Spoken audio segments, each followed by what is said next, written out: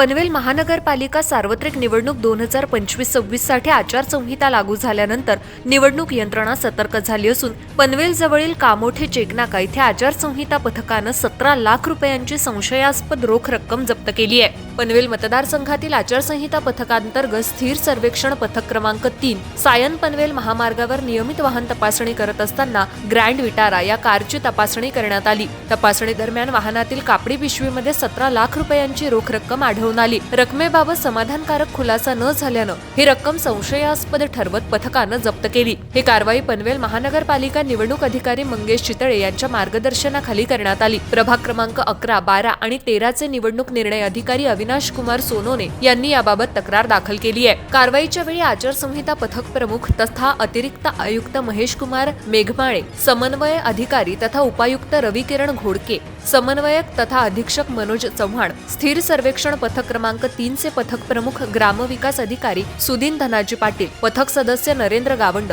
आणि प्रशांत फडके तसंच कामोठे पोलीस ठाण्याचे पोलीस शिपाई जितेश नवघरे आणि अक्षय श्रीवंता सूर्यवंशी उपस्थित होते। या तक्रारीच्या अनुषंगानं पुढील कार्यवाहीसाठी आयकर विभागास माहिती देण्यात आली असून त्यांच्या वतीनं पुढील प्रक्रिया सुरू आहे। पनवेल महानगरपालिका सार्वत्रिक निवडणुका 2025-26 च्या पार्श्वभूमीवर स्थिर सर्वेक्षण पथक, भरारी पथक आणि व्हिडिओ व्हिविंग पथक यांना अधिक सजग राहून कडक उपाययोजना करण्याच्या सूचना देण्यात आल्या आहेत।